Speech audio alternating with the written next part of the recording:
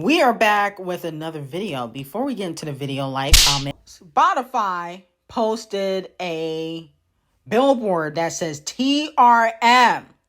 A lot of fans are speculating that Nicki Minaj is bringing Roman back in 2026 to attack the Carters. Because the poster has the same type of design Nicki Minaj did for Roman in Moscow years ago. So a lot of people are speculating that Nicki Minaj is making her return.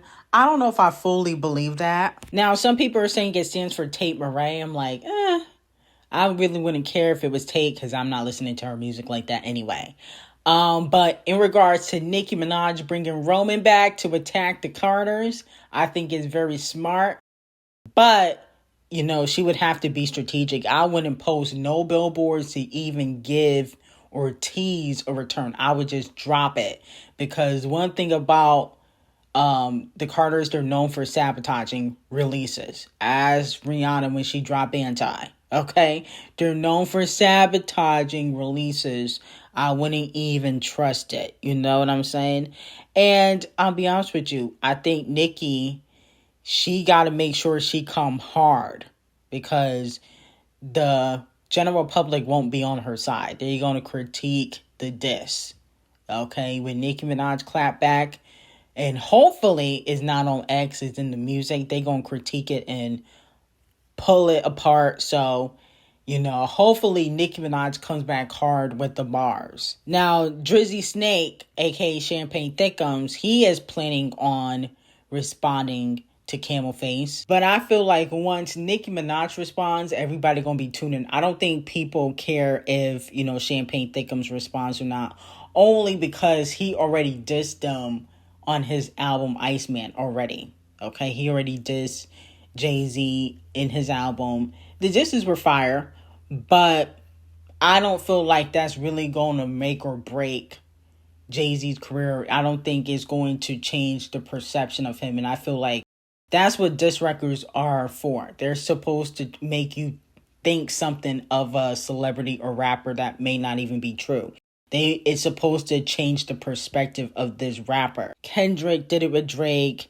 Jay and Nas did it to each other. And I believe Nicki Minaj could do it to Camel Face if she plays her cards right. Now, it also has been reported that over 150,000 people were in the queue to purchase Camel Face's pre-sale tickets for his upcoming show at Stade de France. The stadium has a capacity of 80,000 people, and allegedly around that time, he is preparing to release new music. Let me know how y'all feel about it. In my opinion, I don't know why people are going to see Camel Face. I don't know if I fully believe this, but, you know, allegedly he is preparing for another freestyle and plus the collaboration with Eminem. And again, he will be going after Nicki and Champagne Thickums. Now, moving on from that, despite performing at the NBA Finals halftime show, Cardi B unfortunately lost 197,000 monthly listeners on Spotify, making it the biggest decline among female rappers. It also has been reported, despite Cardi B performing Bodak Yellow and Surgery Baddie, unfortunately, the performance did not increase her streams on Spotify as well. In my opinion, I feel like Cardi B makes the most noise when Nicki Minaj is outside and her and Nicki Minaj are throwing shade at each other. I think people are not paying attention to Cardi B because Nicki Minaj is on hiatus. So people are not really checking for Cardi B like that.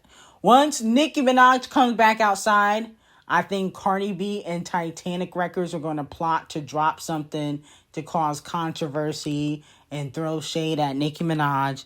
And that will ultimately, you know, give her a boost in streams. But right now, I don't think people care about Cardi B right now. Now, unfortunately, Akbar has also teased a diss track that should be dropping allegedly Friday against Cardi B. Now, this is a preview what she posted. How I feel to be a nigga side bitch. How I feel he got you all up in the mix. How I feel to go from wifey to a tree. How I feel to be a nigga six pick. Now, I'm be honest with you, I don't like the beat. The bars are there. I'm not crazy about the beat.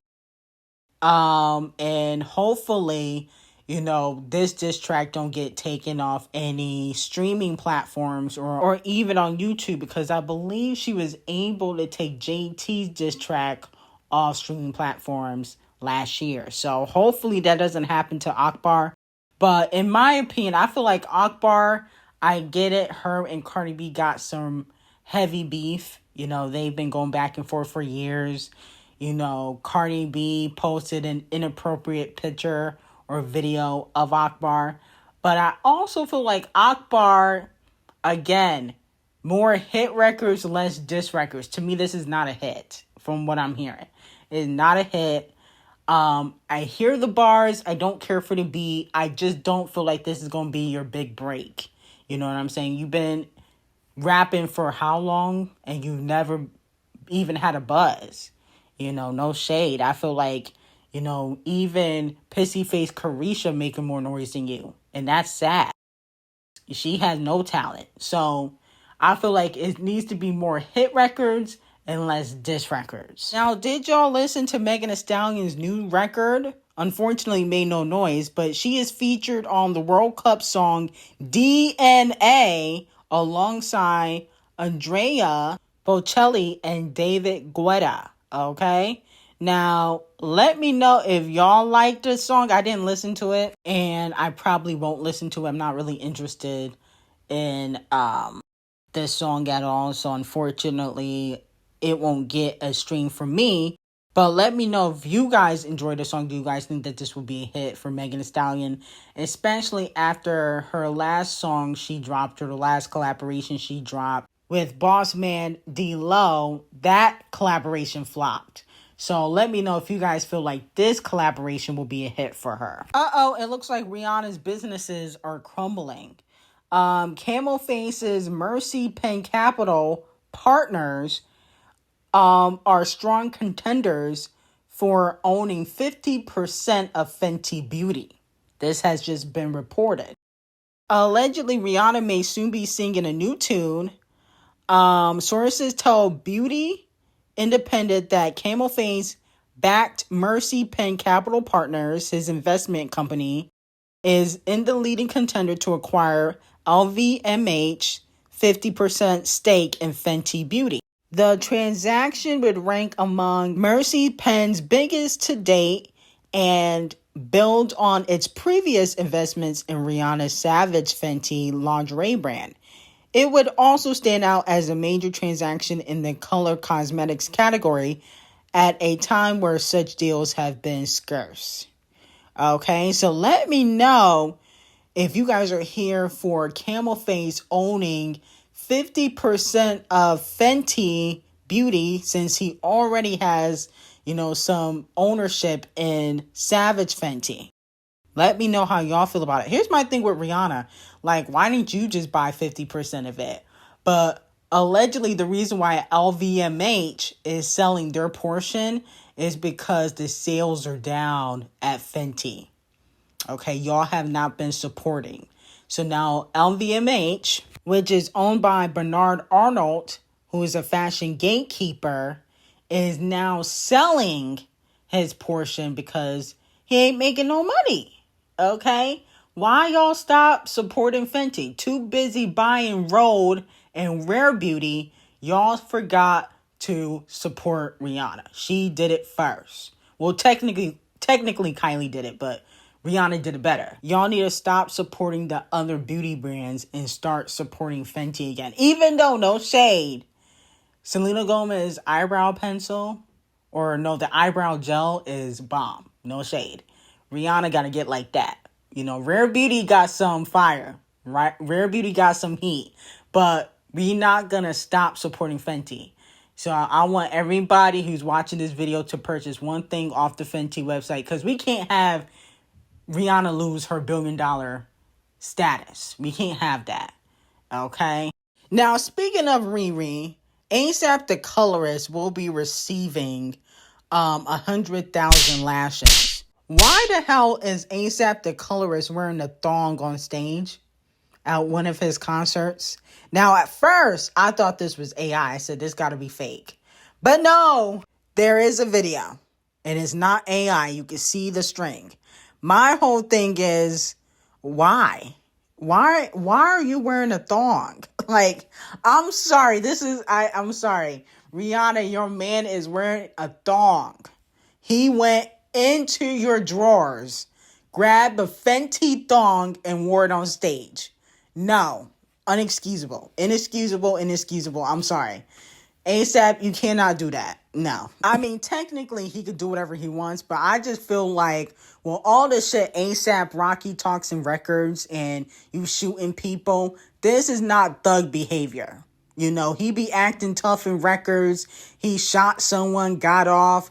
I don't want to hear no more street talk from ASAP the colorist. Because that's one thing about these rappers. They be talking tough in records, painting their nails, wearing makeup. No. You can't do both. I'm sorry. This is inexcusable. I'm like, who's the bitch in the relationship? Is Rihanna the bad bitch or is ASAP the bad bitch? Because in recent years, it seems as though ASAP the bad bitch and Rihanna's the man in the relationship. Okay? That's what it gives. I'm sorry. This is not a good look. And I'm like, isn't that uncomfortable? Like wearing a thong and your balls all crunched up. Is that comfortable for you? I'm starting to side-eye ASAP a little bit. On a serious note, ASAP, you can't diss Drake and no records when you wearing thongs on stage. I'm sorry. No. You cannot diss Drake no more when you're wearing thongs on stage. There's nothing you can say. There's nothing you can say to come back from this. 100,000 lashes. I'm sorry. Now, Baby Keem says he wants to be more than the face of the new generation of rappers, adding that he believes he already better than certain members of their current big three. Now, the current big three, well, it was J. Cole, Champagne Thickums, and Kendrick Lamar. J. Cole has since been removed. I removed him like 3 years ago. J. Cole's a bore. And on top of that, I don't feel like he can compete with Kendrick Lamar and Drake.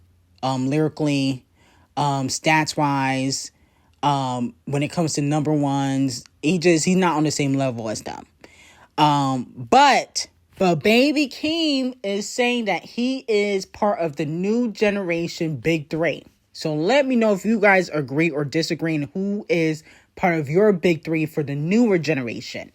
In my opinion, the new generation big three is Baby Keem, Don Toliver, and Samara Sin.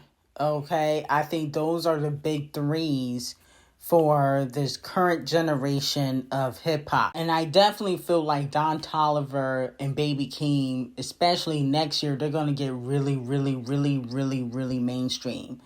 So let me know how y'all feel about it and who is your new big three for this current generation. Now, Walmart Beyonce released a new snippet for her new mixtape that she's dropping called Resurrection, which also has Timberland on it. He's like the producer on the mixtape.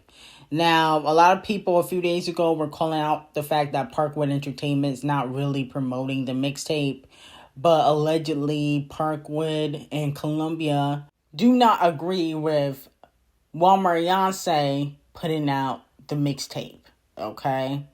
Maybe the mixtape will be fired, but they don't feel like it's a good idea for her to put out a mixtape. Me personally, I don't have no issues with Walmart Beyonce putting out a mixtape or even an album because I ain't gonna buy it no way. Neither will y'all, so I really don't care. But I do think the snippet sounds very much like an Aaliyah scrap record. And that's the issue with working with Timberland. He's not a good producer, in my opinion. He's very one-dimensional. A lot of his beats, a lot of his sounds the same. Like, Timberland gonna be on it because he has a certain sound. He's not a diverse artist, or I would say producer. Okay, and that's why he fell off. Let's just be honest. It's one of the reasons why he fell off. It sounds very Aaliyah-esque, and I feel like that's not Chloe's sound. But I'm not saying the snippet sounds bad. The snippet don't sound bad, but it just is not an original sound, and I feel like that's the issue with Omarion. She don't have an original sound. She takes from others. Okay, what is your sound? What are you making? What is your mark in the industry? How are you innovative? That's what Omarion used to be doing, but she's not doing that. But anyway, I got some very hot tea on Patreon. Link will be in the description. I hope you guys have a great day.